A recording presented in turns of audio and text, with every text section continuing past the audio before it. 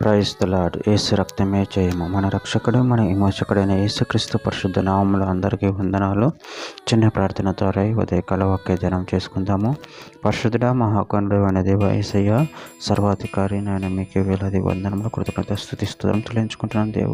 దేవ ఉదయకాలం ప్రభు వాక్య భాగం ధ్యానిస్తుండగా వాక్య భాగం మాకు అర్థమాటలు సహాయం చేసి మీ కృపలో బలపరిచి మీకు మాదిరిగా మమ్మల్ని నడిపించమని ఈ చిన్న ప్రార్థన ప్రభు యేసుక్రీస్తు అతి పరిశుద్ధ నామములో అడిగి వేడుకుంటున్నాడు తండ్రి. Amen amen.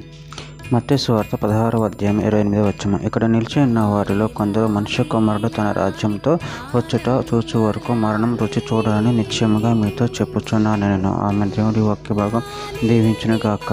ప్రభు నిందు ప్రియులారా, ఇక్కడ వాక్య భాగంలో మనము గమనించినట్లయితే ఇక్కడ నిలిచి ఉన్న వారిలో కొందరు మనుష్య కుమారుడు తన రాజ్యంతో వచ్చుట చూచు వరకు మరణము రుచి చూడరని నిశ్చయముగా మీతో చెప్పుచున్నాను నేను. అదేవిధంగా వాక్య భాగంలో గమనించినట్లయితే హెబ్రీయులకు రాసిన పత్రిక 2వ అధ్యాయం 9వ వచనం, దేవుని కృప వలన ఆయన ప్రతి మనిషిని కొరకు మరణం అనుభవించినట్లు దూతల కంటే కొంచెం ఎక్కువ వారిగా చేయబడిన యేసు మరణము పొంది నందున మహిమా ప్రభావములతో కిరీటము ధరించిన వానిగా ఆయనను చూచుచున్నాము.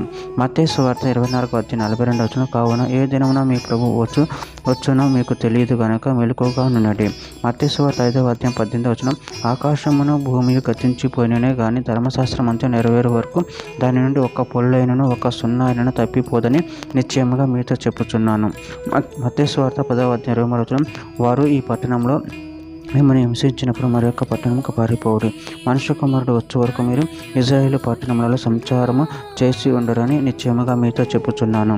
మార్కు సువార్త 13వ అధ్యాయం 26వ వచనం, అప్పుడు మనుష్య కుమారుడు మహా ప్రభావంతో మహిమతోనూ మేఘారుడై వచ్చుట చూచెదరు. మత్తయి సువార్త 6వ అధ్యాయం 10వ వచనం, నీ రాజ్యము వచ్చుగాక, నీ చిత్తం పరలోకమందు నెరవేరునట్లు భూమి అందు నెరవేరును గాక.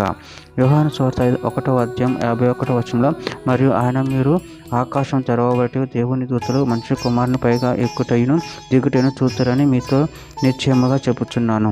మత్తయి సువార్త 28వ అధ్యాయం 18వ వచనం, అయితే యేసు వారి యొద్దకు వచ్చి పరలోకమందున భూమి మీదను నాకు సర్వాధికారం ఇవ్వబడి ఉన్నది. చివరిగా ఒక మాట, అపొస్తలుల కార్యముల గ్రంథం 7వ అధ్యాయం 56వ వచనం, ఆకాశము తెరవబట్టి మనుష్య కుమారుడు దేవుని కుడి పార్శ్వమందు నిలిచి ఉండటి చూచుచున్నానని చెప్పిను. ఆమె దేవుడి వాక్య భాగం దీవించిన కాక చిన్న ప్రార్థన చేసుకుందాము.